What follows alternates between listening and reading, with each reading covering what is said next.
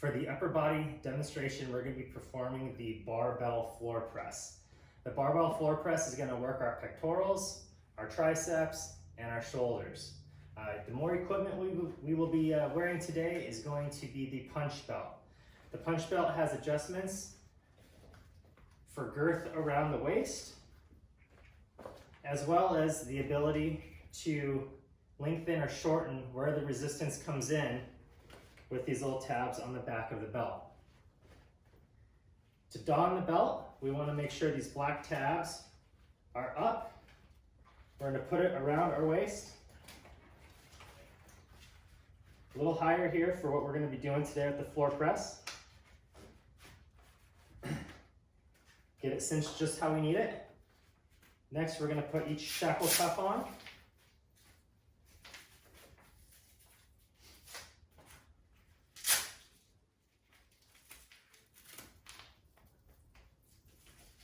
And now, with using the back tabs, I've already pre-adjusted this. However, you just pull to increase where the tension starts, and you can loosen those tabs to decrease where the tension is.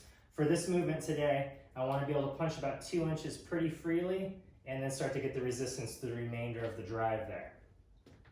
For the floor press, we have the barbell set up off the floor like a bench press position. You're going to lay underneath the floor. If we had a spotter, we would be using a spotter. And for today, we're going to be doing a narrow grip to simulate the punching like a lineman coming off the line. Nice narrow grip, out underneath the bar.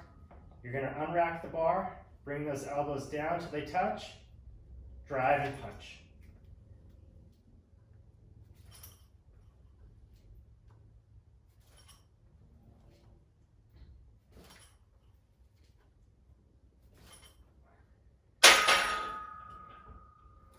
Re-racking the bar and coming up. The punch belt provides resistance in punching and helps to recruit fast twitch muscle fibers. This is going to increase speed and power in these punching movements. Very, very useful for linemen who are coming down off the line up and you need to drive away from somebody.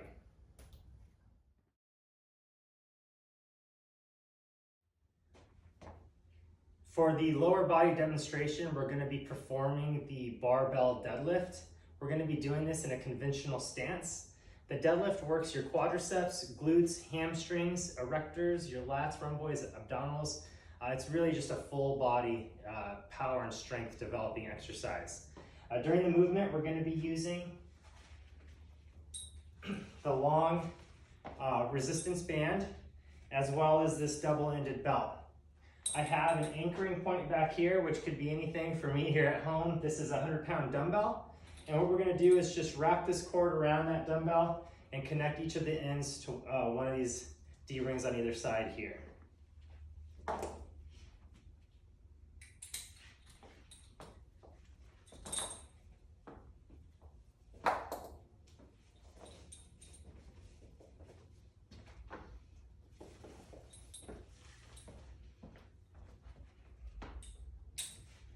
Once we're anchored and connected, you're just going to slip this around your waist, hip level, and you're going to approach the bar like you would a normal conventional deadlift. Here, feet underneath our hips, bars about mid-foot, maybe a little bit closer, just not touching the shins. We don't want to be touching the shins. And from here, we'll set up into our normal double overhand conventional deadlift for 5 reps.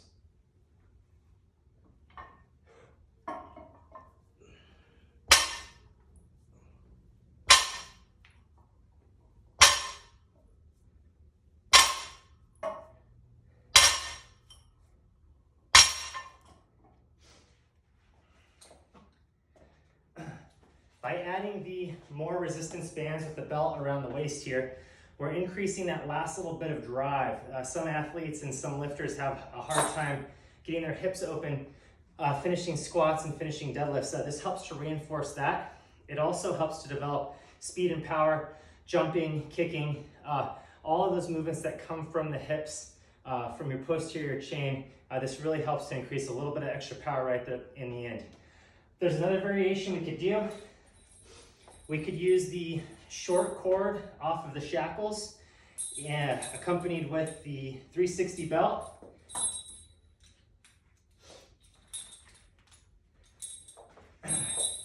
And the double-ended D-ring belt here. If you have something like a rack underneath you can easily do that here.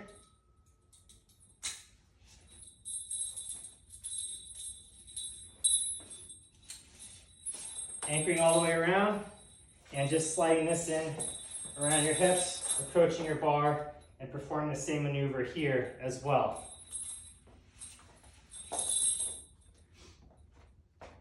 So utilizing the MORR training devices enables you to add this accommodating resistance to these lifts, the floor press and the deadlift. There's various other lifts and ways that you might be able to accomplish this.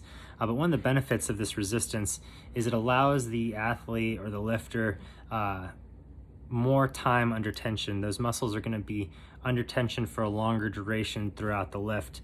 In a normal lift, that time under tension might drop off dramatically in the second half of the lift, where by adding this resistance that comes back in, we're keeping those muscles firing through the whole movement. This is going to increase power and speed for your athlete. Other things to think about with the resistance is it's really dependent on what you want the outcome to be. You might add a heavier resistance to really increase that explosiveness, or a lighter resistance to increase in acceleration speed. So it really depends on your outcome, what your athlete is used to doing, what you need to get out of your athlete.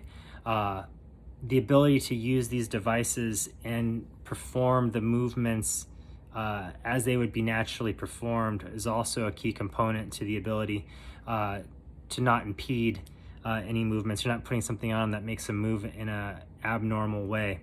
There are some things to watch out for. There are risks involved with the resistance devices. Like for example, if one of the cords were to snap, you might run into some kind of risk of injury. So you just want to make sure your equipment is well maintained and in good condition, and just always be monitoring your athlete.